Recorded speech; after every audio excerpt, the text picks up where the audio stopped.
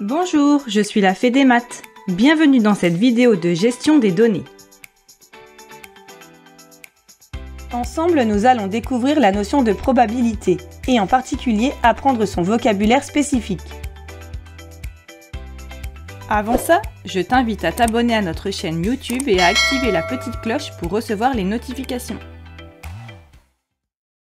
Commençons par découvrir ce que sont les probabilités. Les probabilités, en mathématiques, c'est l'étude des chances ou des risques qu'un événement a de se produire. Par exemple, pour gagner au loto. Ou plutôt, pour comprendre pourquoi on ne gagne pas. On s'en sert également dans la météo, la médecine et bien d'autres domaines. Nous allons maintenant définir ce que l'on appelle une expérience aléatoire. Une expérience aléatoire est une expérience due au hasard. Elle présente plusieurs résultats possibles, sans savoir lequel va se réaliser. Chacun de ces résultats est appelé une issue. Tu connais déjà des expériences aléatoires. Lancer un dé à 6 faces par exemple. Il y a 6 issues qui sont 1, 2, 3, 4, 5 et 6. Il y a aussi le lancer d'une pièce. Avec les deux issues, pile ou face. Ou encore faire tourner une roue de loterie. Ici, les issues correspondent aux 3 couleurs possibles, jaune, bleu et rouge. Attention, si par exemple la pièce est truquée avec 2 faces identiques, il ne s'agit pas d'une expérience aléatoire, car il n'y a plus de hasard. On sait quel résultat va se réaliser.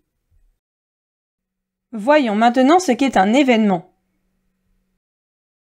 Dans une expérience aléatoire, un événement est un ensemble d'issues. Il est généralement défini par une petite phrase. Par exemple, si on reprend le lancer de dés, on peut définir l'événement A, obtenir un résultat pair. C'est l'ensemble des issues 2, 4 et 6. Si on obtient un de ces résultats, on dit que l'événement A est réalisé. On peut définir un autre événement B, obtenir 5. Cet événement est constitué seulement d'une issue, 5. On parle alors d'événement élémentaire. Autre événement, C, obtenir un nombre supérieur à 10. Bizarre, aucune issue ne le réalise. On parle d'événement impossible. À l'inverse, si on définit l'événement D comme obtenir un nombre entier, là aussi un peu particulier, puisque toutes les issues conviennent. Il s'agit d'un événement certain. Et enfin, dernier exemple, on peut définir l'événement obtenir un résultat impair. Il comporte toutes les issues qui ne sont pas dans A. Il s'agit de l'événement contraire à A. On peut le noter ainsi, A surmonté d'une barre. Pour finir, voyons comment estimer les chances qu'un tel événement se réalise avec l'échelle de probabilité. On peut placer des événements sur une échelle de probabilité, allant de 0 pour un événement impossible à 1 pour un événement certain. Entre ces valeurs, on peut caractériser un événement de peu probable, probable ou très probable, selon s'il a beaucoup de chances ou non de se réaliser. Ainsi, on peut qualifier le fait de gagner au loto de peu probable, très peu probable même. L'événement obtenir pile au jeu du pile ou face est assez probable.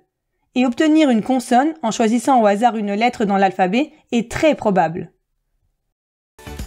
Et voilà, tu sais à présent définir les probabilités avec un vocabulaire adapté. Pour t'entraîner davantage ou approfondir la notion, rendez-vous sur le site passeeducation.fr. Tu y trouveras des fiches d'exercices, des évaluations, la leçon et bien plus encore. À bientôt!